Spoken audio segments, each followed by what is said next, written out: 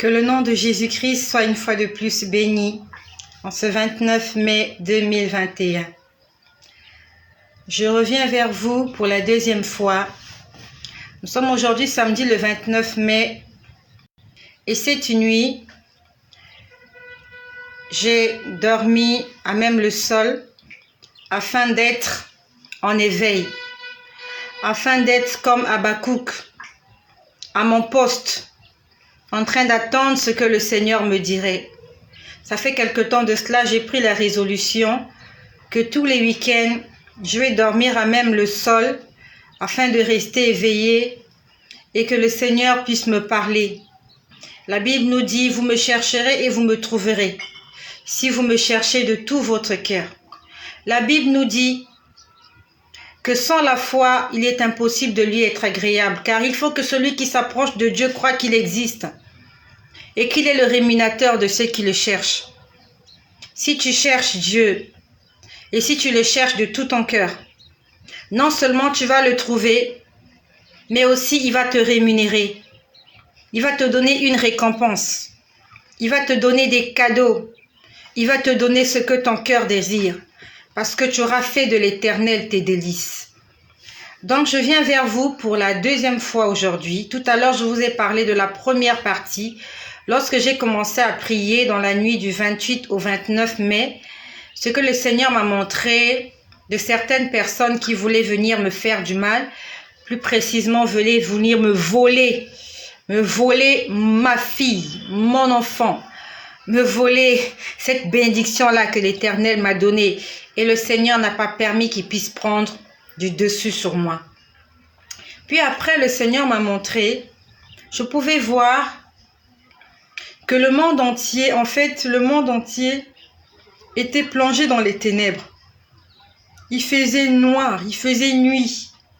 Il faisait vraiment nuit sur toute la surface de la terre. Et dans le ciel, c'était tellement visible. Dans le ciel, j'ai vu deux images. J'ai vu deux images dans le ciel. Lorsqu'on lit dans le livre de Exode, à partir d'Exode jusqu'à Nombre, Deutéronome, lorsqu'on nous parle de la sortie des enfants d'Israël en Égypte, on dit que lorsqu'ils sont arrivés dans le désert, c'est l'Esprit du Seigneur qui les conduisait. Ils n'avaient pas de carte géographique comme il y en a aujourd'hui. Ils savaient qu'ils allaient à la terre promise, dans la terre promise, mais ils ne connaissaient pas exactement où se situait cette terre promise. Et ils ne savaient pas par où passer pour arriver à la terre promise qui est Canaan. Et la Bible nous dit que dans le désert, les enfants d'Israël étaient guidés la journée par une colonne de nuée et la nuit par une colonne de feu. Donc c'est l'Éternel qui les guidait dans le désert. Le désert, c'est une étendue, une immense étendue de terre sèche. Il n'y a que du sable. Dans le désert, il n'y a que du sable. Il y a du sable, il y a du vent chaud, du vent sec. Le désert, c'est un endroit de péril. Et si vous n'avez pas de guide, vous allez vous perdre et vous allez mourir dans le désert. Et les enfants d'Israël étaient guidés par l'Esprit du Seigneur. La journée, ils pouvaient voir l'Esprit du Seigneur sous forme d'une nuée, sous forme d'un nuage. Un nuage qui se déplaçait devant eux. Et la nuit, ils voyaient la présence du Seigneur physiquement sous forme d'une colonne de feu. Et sauf que cette nuit, le Seigneur m'a montré que le monde était plongé dans les ténèbres. Le monde était plongé dans les ténèbres, le monde entier, avec tous ses continents, avec tous les hommes. C'était les ténèbres totales. Et les hommes étaient en train de se mouvoir dans ces ténèbres-là. Je sais que chez toi, tous les matins, il y a le soleil qui se lève. Et le soir, le soleil se couche. Sauf que dans le monde spirituel, ce ne sont pas des choses que tu vois physiquement qui se passent comme ça dans le monde spirituel. Dans le monde spirituel, le monde est plongé dans les ténèbres. Le monde est plongé dans les ténèbres parce que Les hommes aiment le péché, les hommes aiment le mal. Les hommes ont laissé libre accès au diable de faire ce qu'il veut. Et je pouvais voir que dans le ciel, il y avait deux images. C'était des images palpables. Quand je dis des images palpables, c'était des figures vivantes. Donc vous voyez cette image dans le ciel, mais vous savez que l'image que vous voyez là, ce n'est pas un dessin. Ce n'est vraiment pas de l'hallucination, c'est quelque chose de réel. Et vous savez que ce que vous voyez dans le ciel, c'est quelque chose qui vit. C'est quelque chose qui a de la vie, c'est quelque chose qui a de l'intelligence. C'est quelque chose qui vit. Il y avait deux images dans le ciel. Et ces images-là étaient énormes. Elles étaient tellement énormes, ces images, que tout le monde, en fait, pouvait voir cette image-là. Tout le monde. Donc, si vous êtes en Europe, si vous êtes en Afrique, si vous êtes en Amérique, si vous êtes en Asie, si vous êtes en Océanie, quel que soit l'endroit où vous vous trouvez sur la terre, cette image, ces deux images étaient claires et nettes. Ces deux images étaient visibles. Et c'était des images qui étaient vivantes. Elles étaient énormes. On avait l'impression qu'elles prenaient presque,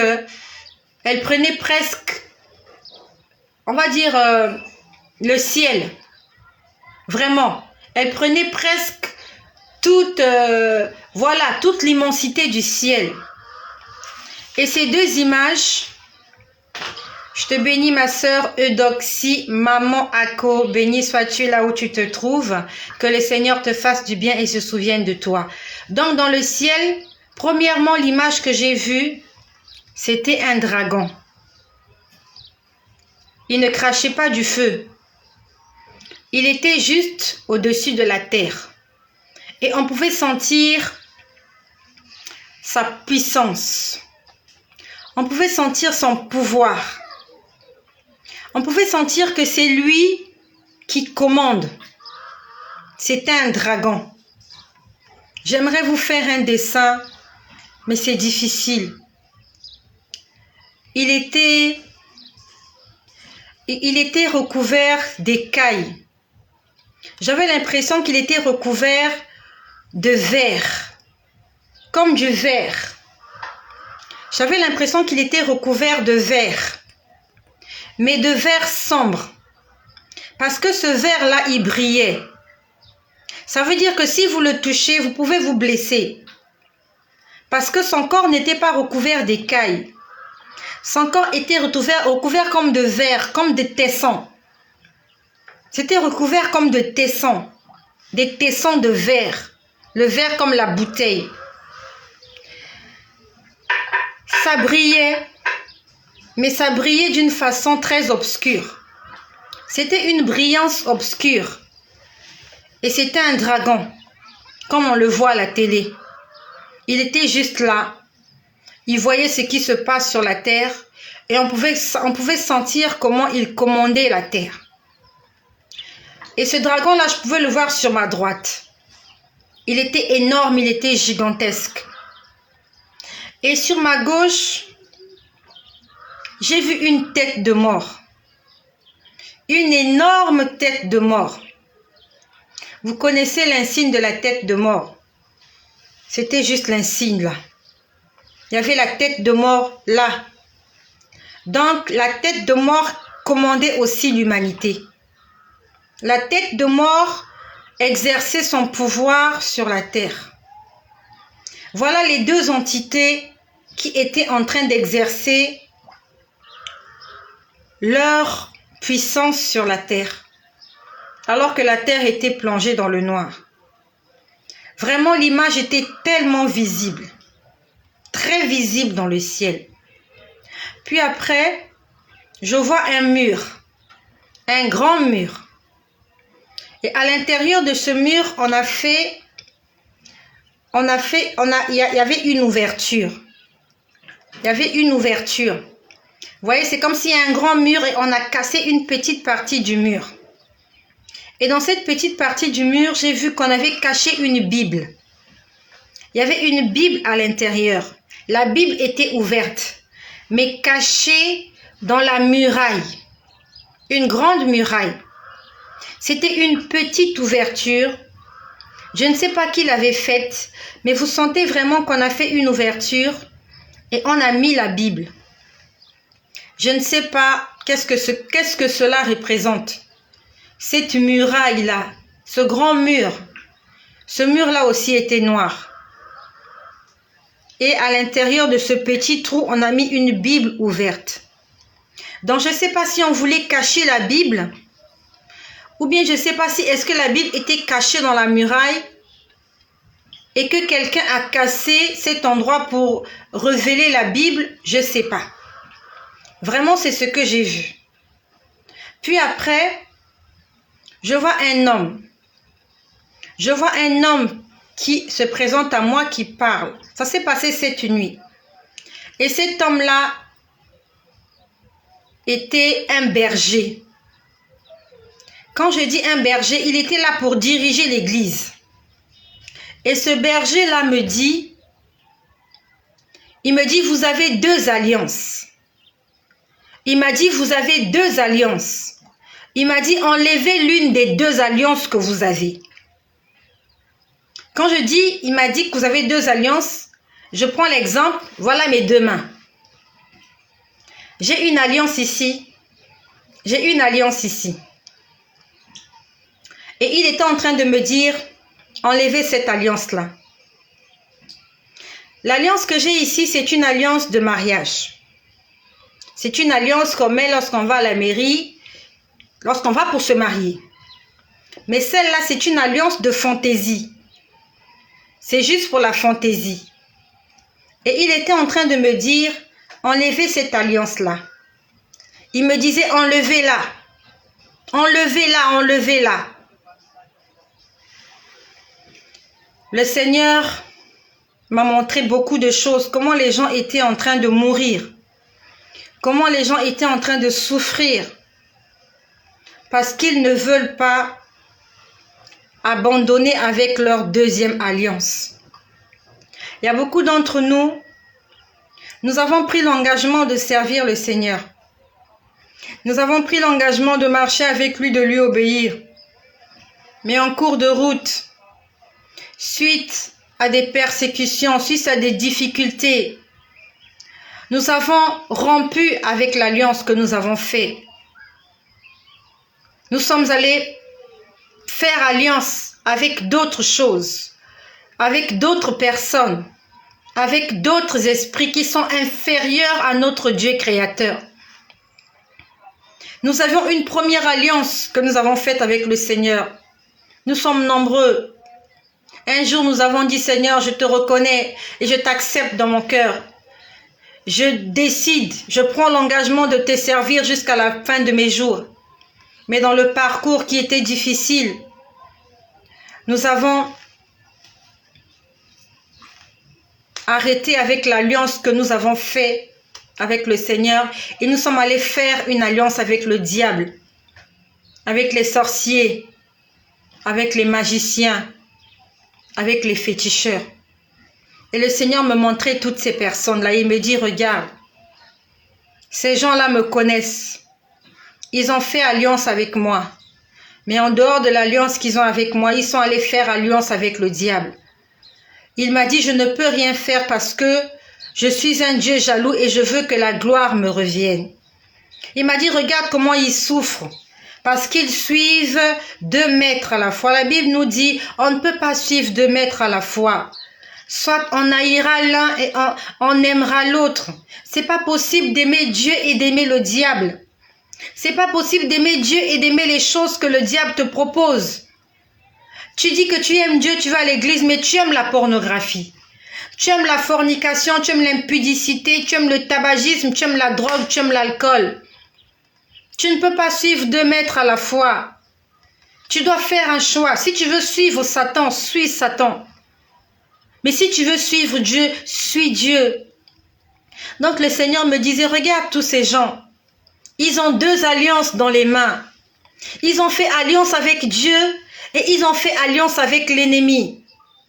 Et il m'a dit, le problème, c'est qu'ils sont en train de souffrir. Et ils sont en train de me demander de leur venir en aide. Et ils me demandent de leur venir en aide alors qu'ils vont consulter l'ennemi. Et le Seigneur me disait que si j'exauce leurs prières, ils ne vont pas glorifier mon nom. Ils vont glorifier le nom de l'ennemi. Il m'a dit, regarde toutes ces femmes. Elles ont besoin d'enfants. Elles viennent à l'église, elles prient. Elles jeûnent. Elles demandent que Dieu leur donne des enfants, que Dieu leur donne le mariage, que Dieu leur donne ceci. Tous ces hommes et toutes ces femmes qui prient à l'église. Et après, ils vont consulter les féticheurs. Ils vont consulter le sorcier du quartier. Le Seigneur m'a dit, quand ils seront bénis, ils ne vont pas témoigner que c'est moi qui ai fait ça pour eux. Ils vont témoigner que c'est le sorcier ou la sorcière ou le magicien qui leur a donné ce qu'ils ont reçu. Et il a dit, la gloire ne va pas me revenir. Comme la gloire ne me reviendra pas, alors je n'interviens pas en leur faveur.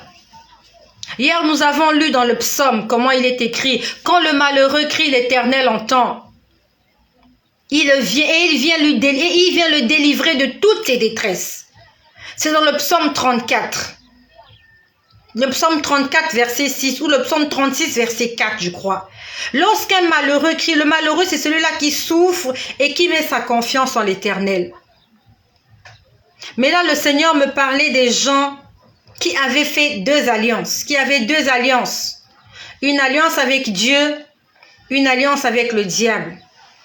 Et le Seigneur me disait, je ne peux pas écouter leurs prières. Je ne peux pas les exaucer, car la Bible dit, Dieu n'exauce pas les pécheurs. Dieu n'exauce pas le pécheur. Le pécheur, c'est celui-là qui fait volontairement quelque chose qui va à l'encontre de la parole de Dieu. Il sait que c'est pas bien, mais il le fait quand même. C'est celui-là le pécheur. Dieu m'a dit, je n'exauce pas les pécheurs. Beaucoup de gens dans l'église ne sont pas bénis parce qu'ils suivent 2 maîtres à la fois. Ils suivent 2 lièvres. Ils ont 2 pieds, mais ils veulent aller dans 2 chemins différents. Le Seigneur m'a dit, je n'agis pas. Je ne me manifeste pas parce que je sais que la gloire ne me reviendra pas. Cette femme-là, qui prie à l'église, qui cherche un enfant et qui va chez le féticheur chercher un enfant, lorsqu'elle aura un enfant, elle va dire que c'est le féticheur là par ses pratiques magiques qui lui a donné un enfant. Cette femme-là, elle va à l'église, elle jeûne, elle prie pour un enfant. Elle continue à faire des séances avec son médecin. On n'a pas dit que le médecin, c'est pas bon. Mais le problème, c'est que c'est la foi que tu mets en la chose que tu fais. Tu es allé, on t'a fait des opérations in vitro. Il m'a dit, quand elles vont tomber enceintes, elles diront que c'est la science qui leur a donné des enfants. Et il a dit, comme c'est pas ma gloire, comme ce n'est pas mon nom qui sera glorifié, alors je n'interviens pas. Et il y avait des milliers de gens comme ça sur la terre. Des milliers. Il prie Dieu, il fait autre chose. Il prie Dieu, il consulte ceci. Il prie Dieu, il va chercher. Il va lire l'astronomie. Il va lire, je sais pas moi, plein de choses. Il va chercher. Il va consulter les augures, les magiciens, les sorciers. Le Seigneur m'a dit, je n'interviens pas parce que mon nom ne sera pas glorifié. Quel est le nom que tu glorifies lorsque tu reçois des récompenses? Quand tu as eu ton travail, c'est le nom de qui que tu as glorifié? Lorsque tu t'es marié, est-ce que c'est le nom de Dieu que tu as glorifié? Ou bien tu t'es juste dit, c'est à cause de ma beauté que j'ai eu du mariage? Quand tu as eu des enfants, est-ce que tu as glorifié le nom du Seigneur ou tu as juste dit que non, dans notre famille, nous sommes très fécondes. Nous sommes très fécondes dans notre famille, nous mettons beaucoup au monde. Est-ce que c'est le nom de Dieu que tu as glorifié ou bien c'est ta famille, c'est ta lignée? Tu as eu une promotion. Au lieu que tu glorifies le nom du Seigneur, tu dis mais c'est parce que je suis bien avec le chef. Parce que le chef a confiance en moi. Le nom de Dieu n'est pas glorifié à ce moment-là. Et le Seigneur est triste. Dieu, il peut agir sans te dire que c'est lui qui peut agir. Et il passe par des gens pour nous bénir. C'est pas parce que Dieu est passé par des gens pour nous bénir que ce sont ces gens-là qui deviennent notre modèle. Ce sont ces gens-là qui deviennent nos dieux. Le Seigneur a dit, regarde tous ces gens. Ils prient, mais ils ne veulent pas réellement de moi. Ils ne m'aiment pas. Et il y avait le dragon qui était là. C'est le dragon qui était en train de commander la terre. En dehors du dragon, il y avait la tête de mort. La tête de mort était en train de diriger le monde. Les gens étaient en train de mourir, étaient en train de souffrir. Le Seigneur m'a dit, je n'interviendrai pas jusqu'à ce que les hommes reconnaissent que c'est moi qui suis Dieu. Et qui se décident enfin à me chercher moi. Il dit, je fais des choses, mais c'est la gloire du malin. C'est pour la gloire du malin. Le diable arrache ma gloire. Au lieu que mes enfants se mettent à me glorifier, ils se mettent à glorifier l'ennemi alors que c'est moi qui suis en train d'agir. Le Seigneur a dit, je ne fais rien parce que vous n'êtes pas reconnaissant. Parce que vous ne voulez pas me glorifier. Le Seigneur nous a parlé. Encore et encore. Après, vraiment, il veut me montrer beaucoup de scènes qui me faisaient mal au cœur. Vraiment, c'est vraiment jusqu'à, on va dire jusqu'à 8h et quelques. Lorsqu'il faisait jour, j'ai quitté le sol, je suis montée sur le lit. Mais je pouvais voir des choses, je voyais des choses horribles. Des choses horribles qui se passent sur la terre, des choses vraiment horribles. La mort, les disputes, les viols, les vols, les braquages, les cambriolages, les noyades, les ceci, c'était incroyable. Il n'y avait que des mauvaises nouvelles, que des mauvaises nouvelles. Tout ce que je voyais, c'était pas beau. Le Seigneur m'a donné le nom de quelqu'un. J'ai oublié ce nom-là. Ce nom-là a 4 syllabes. J'ai oublié ce nom-là. Je l'ai vraiment oublié. Il m'a dit, c'est lui qui est responsable de tout ça, c'est pas moi. C'est un nom qui a 4 syllabes. J'ai vraiment oublié. J'ai oublié ce nom-là. Quand je vais me rappeler, si le Seigneur me le rappelle, je viendrai vous donner ce nom-là. Il m'a dit, c'est lui qui est responsable de tout ce qui se passe sur cette terre. Tout le mal qu'il y a sur cette terre. Toute la désolation qu'il y a sur la terre. Il a dit, c'est pas moi, c'est lui. Ce dragon et cette tête de mort. Il m'a donné un seul nom. Un nom qui a 4 syllabes. Sur cette chaîne, le Seigneur nous parle tous les jours. Il y a quelque temps de cela, je vous ai dit comment le Seigneur m'a dit, excusez la répétition, que nous sommes dans les temps de la fin. Qu'il ne nous reste plus beaucoup de temps encore avant que la trompette sonne et que Jésus revienne. Le Seigneur me dit, il va y avoir 3 vents. Il va y avoir 3 fléaux avant le retour du Seigneur. Il va y avoir 3 fléaux. Il avait appelé précisément, il avait dit 3 vagues. Il a dit qu'il va y avoir 3 vagues de fléaux qui vont s'abattre sur le monde. Et la première vague, c'est le Covid. Le premier fléau avant le retour de Jésus, c'est le Covid. Après le Covid, il va y avoir une deuxième vague. Un deuxième fléau. Et après cela, il va y avoir un 3e fléau. Et après le 3e fléau, il y a un homme qui va apparaître.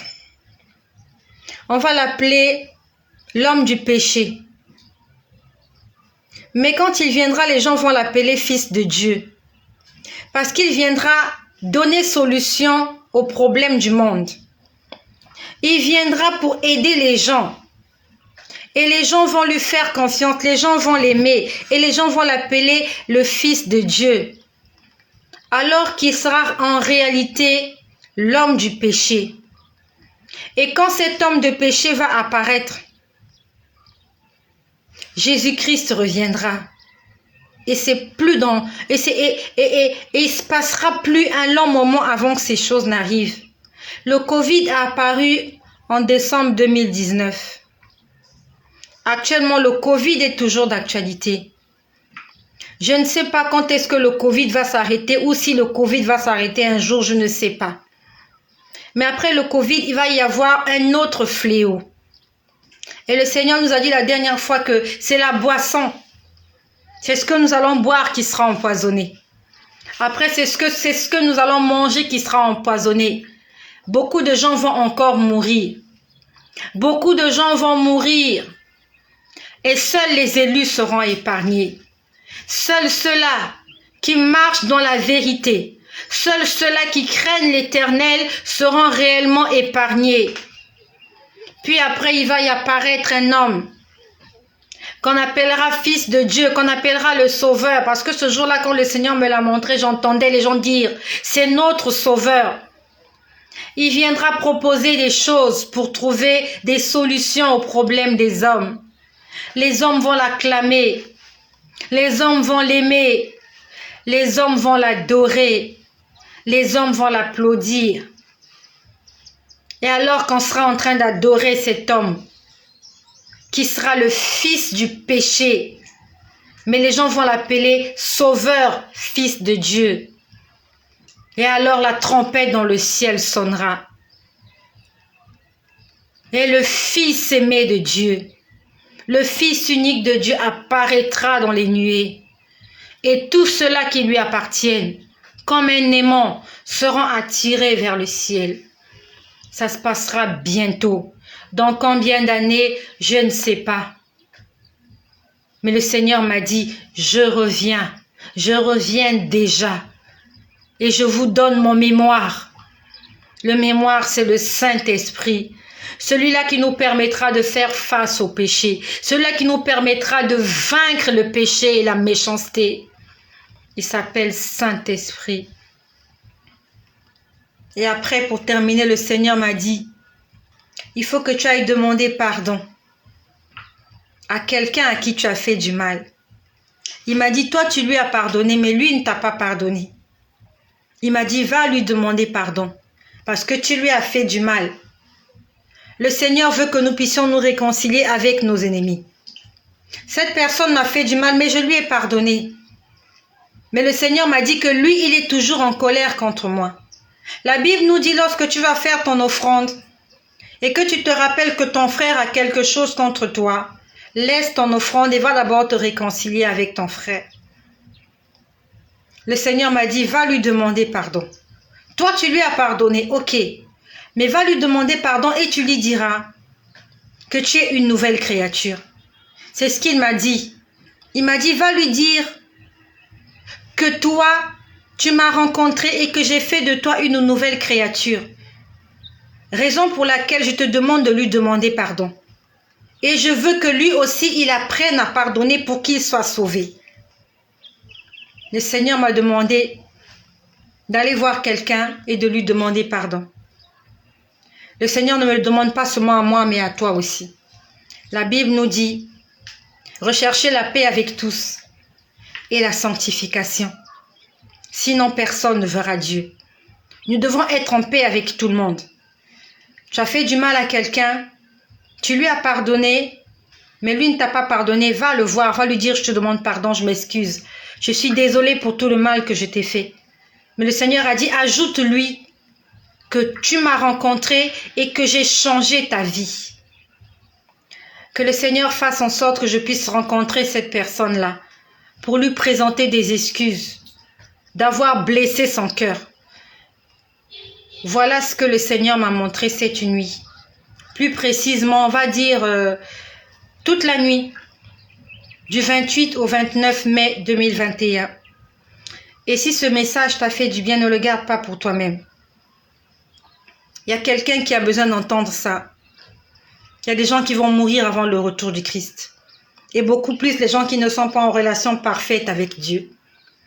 Il y a une première vague, c'est le Covid. Il y aura une deuxième, une troisième vague. Après, il va y apparaître un homme qui va venir trouver solution à tous les problèmes.